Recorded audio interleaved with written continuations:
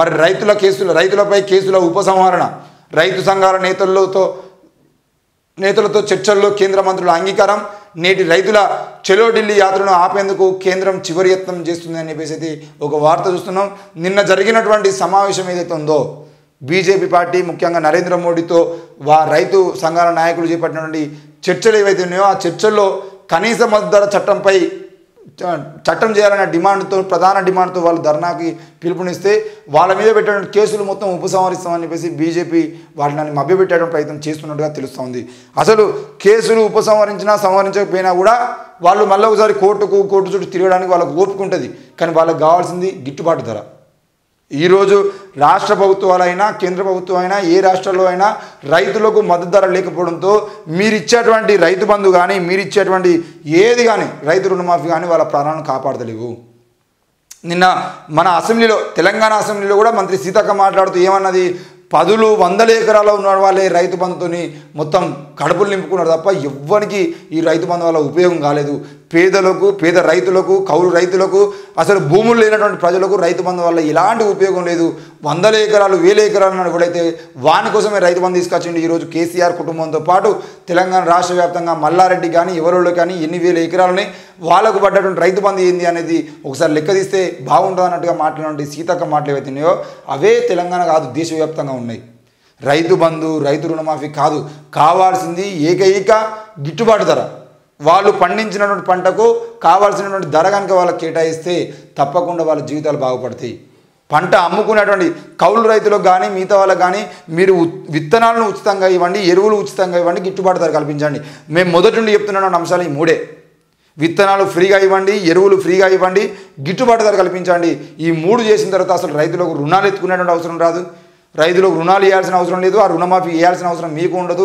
ఆ 3 కనుక మీరు చేస్తే రైతులు సంతోషంగా ఉంటారు, రైతులు సంతోషంగా ఉండే దేశం బాగుపడుతుంది, వాళ్ళు మరింత పంటను తీసేటువంటి అవకాశం ఉంటాయి. ఈరోజు ఇంతమంది రైతులు చెలో ఢిల్లీ పోతున్నారంటే ఆడ వ్యవసాయం కుంటపడిపోతుంది. కాబట్టి దయచేసి ప్రపంచానికి ఆదర్శంగా నిలబడేటువంటి భారతదేశం మరి ఈరోజు rice bowl of India rice బాల్గా పేరు పొందినటువంటి మన దేశము ఈరోజు వెనక్కిపోతుంది అని అంటే దాని మీద కేంద్ర రాష్ట్ర ప్రభుత్వాలు కూడా తీసుకునే నిర్ణయాలు ఉన్నాయి.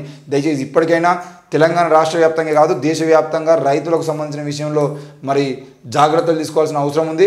ఇకపోతే మరో వార్త చూసినట్లయితే రాజస్థాన్ నుంచి రాజ్యసభకు సోనియా, రాయ్బరేలీ నుంచి ప్రియాంక బరిలోకి కాంగ్రెస్లో జోరుగా సాగుతున్న ఊహాగానాలు.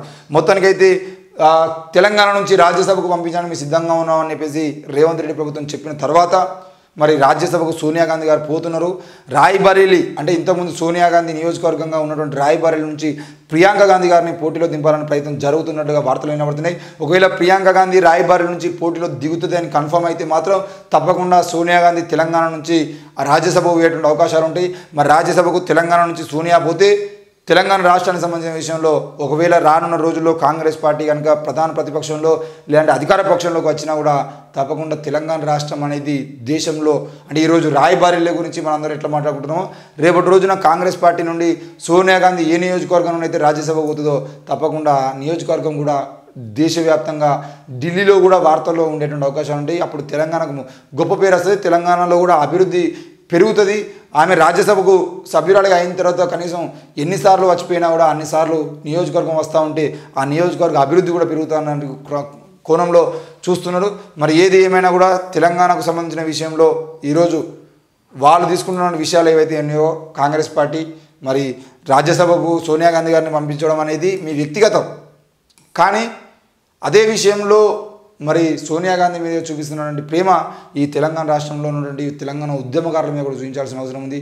రాజ్యసభకు కానీ ఎమ్మెల్సీ పదవులకు కానీ మీరు అందరూ కూడా మీకు నచ్చిన నాయకులను తీసుకుపోయడానికి ప్రయత్నం చేస్తున్నారు. మరి తెలంగాణ కోసం పోరాడి తెలంగాణ కోసం కొట్లాడి ఈరోజు విద్యార్థి నాయకులుగా మీ పార్టీలో చేరినటువంటి ఎంతోమంది నాయకులకు మీరు న్యాయం చేయడానికి పరిస్థితి కనబడతలేదు. ఆనాడు బీఆర్ఎస్ పార్టీ అన్యాయం చేసింది, ఈరోజు కాంగ్రెస్ పార్టీ అన్యాయం చేసే ప్రయత్నం కనబడుతూ ఉంది. మరి వాళ్ళ మీద కూడా దృష్టి పెట్టాల్సిన బాధ్యత కాంగ్రెస్ పార్టీ మీద ఉందని మళ్ళొకసారి గుర్తు చేస్తున్నాం. ఏవోతే